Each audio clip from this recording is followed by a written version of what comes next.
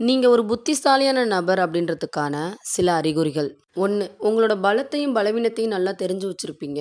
ஆனா, மத்தவங்களோட பலவீனம் உங்களுக்கு தெரிஞ்சிருந்தாலுமே கூட, அத தெரிஞ்ச மாரி வெளிய காட்டிக்க மாட்டீங்க. 2. தன்னடக்கத்தோட இருப்பீங்க. பெருமை பேச மாட்டீங்க. மத்தவங்களோட புகழ்ச்சிக்கெல்லாம் மயங்க மாட்டீங்க. 3. உங்களுக்கு ஒரு பொருள் வேணும்னா, கடன் வாங்காம, காச சேர்த்து வாங்குறதுக்கு தான் முயற்சி செய்வீங்களே தவிர, அடுத்தவங்க கிட்ட இருக்குது அப்படின்றதுக்காக, கடன வாங்கி அந்த பொருள வாங்க மாட்டீங்க. 4. எவ்வளவுதான் நெருங்கின நண்பனாவே இருந்தாலுமே கூட, உங்களோட குடும்ப விஷயத்துக்குள்ள அவங்கள தலையிட விட மாட்டீங்க. 5. குழப்பமா இருக்கிறீங்க அப்படின்னா, ஆலோசனை வேணா கேட்டுக்குவீங்களே தவிர, முடிவு எடுக்கக்கூடிய பொறுப்பை எப்பயுமே உங்க கையிலேயே தான் வச்சிருப்பீங்க. 6.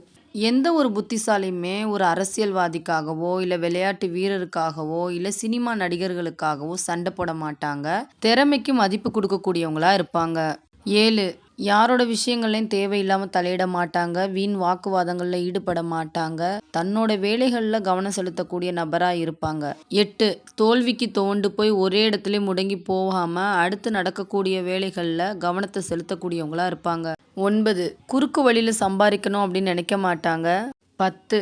முக்கியமா அடுத்தவங்களோட வெற்றிய பார்த்து பொறாமப்படாம, அவங்களோட வெற்றிகள பாராட்டுவாங்க, அங்கீகரிப்பாங்க.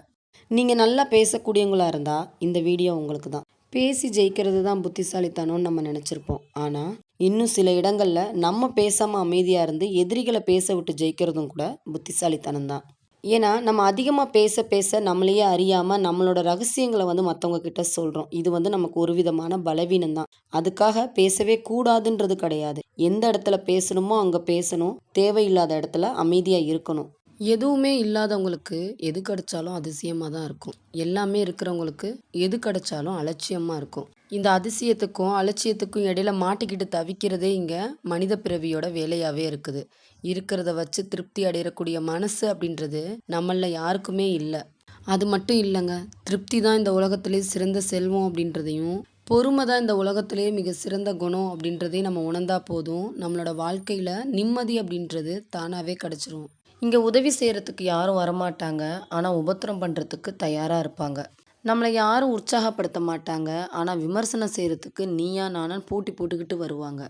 நம்ம கஷ்டத்துல இருக்கும்போது யாரும் ஆறுதல் சொல்ல வரமாட்டாங்க. ஆனா, ஆரவாரப்படுத்துறதுக்கு தயாரா இருப்பாங்க. ஆக, நம்மள சுத்தி இருக்கிறவங்கள்ல நம்ம நல்லா இருக்கணும் அப்படின்னு ஒரு 10 பேர் நெனச்சாங்கன்னா, இவன்லாம் எப்படி நல்லா இருக்கிறான்னு பார்க்குறேன் அப்படின்னு சொல்றதுக்கு தான் 100 பேர் காத்துட்ருப்பாங்க. எது எப்படியோ! பேசுறவங்க பேசிக்கிட்டே தான் இருப்பாங்க. பேசக்கூடியவங்களோட வாய நம்மளால மூட முடியாது. நம்ம வேணா நம்மளோட காதுகள மூடிட்டு, நமக்கான காரியங்கள்ல மட்டும் நம்ம கவனத்த செலுத்துவோம். யாரோட கருத்துக்களையும் நம்மளோட உள் மனசுக்கு எடுத்துட்டு போக வேண்டாம். நம்மளோட முன்னேற்றம் மட்டும் தான் அவங்களுக்கான பதிலா இருக்கணும். அன்பு, பாசம், அக்கறை இதெல்லாம் அதிகமா மத்தவங்க கிட்ட காட்டுறத குறைச்சுக்கணும். ஏன்னா, இலவசமாவோ, இல்ல தேவைக்கு அதிகமாவோ கிடைக்கிறத மனுஷங்க எப்பயுமே குறைச்சு மதிப்பிடுறது தான் வழக்கம். யாராவது உங்ககிட்ட பேச விருப்பம் இல்ல அப்படின்னா விட்டுருங்க, வற்புறுத்தாதீங்க. ஏன்னா, கட்டாயப்படுத்தப்பட்ட அன்பு அப்படின்றது ரொம்ப நாளைக்கு நீடிக்காது. அதனால உங்களோட நல்லதுக்காக அவங்கள விட்டு நீங்க கொஞ்சம் விலகியே இருங்க. அது மட்டும் இல்லங்க.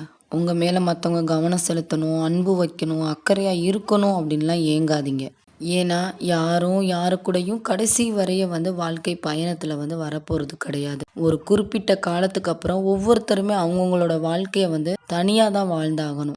வாழ்க்கையில ஒரு சிறந்த நாள நம்ம அடையணும் அப்படின்னா, சில மோசமான நாட்கள போராடி கடந்து தான் ஆகணும். எனக்கு மட்டும் ஏன் இப்படி நடக்குது அப்படின்ற அந்த எண்ணத்த உங்களோட மனசுல இருந்து தூக்கி எறிஞ்சிருங்க. நம்ம ஒவ்வொருத்தருமே இந்த உலகத்துல வாழ்றதுக்காக பிறந்திருக்கோம் அப்படின்றது ஒரு பக்கட்டு இருந்தாலும், அந்த வாழ்க்கைய சுலபமா வாழ்றதுக்காக பிறக்கல, போராடி வாழ்றதுக்காக தான் பிறந்திருக்கோம். ஏன்னா, சுலபமான வாழ்க்கை அப்படின்றது எல்லாருக்கும் கிடைச்சிராது. ஒருவேளை அப்படி கிடைச்சாலும், அந்த வாழ்க்கை நமக்கு எதையுமே கத்தும் தராது. அதனால எதிர்பார்க்கிறத விட எதிர்கொள்றதுக்கு எப்பயுமே நம்ம தயாரா இருக்கணும். நான் சொன்ன இந்த விஷயங்கள் பிடிச்சிருந்துச்சுன்னா, இந்த வீடியோக்கு ஒரு லைக் குடுத்துட்டு, உங்களோட ஒப்பீனியன எனக்கு கமெண்ட்ஸ்ல சொல்லிருங்க.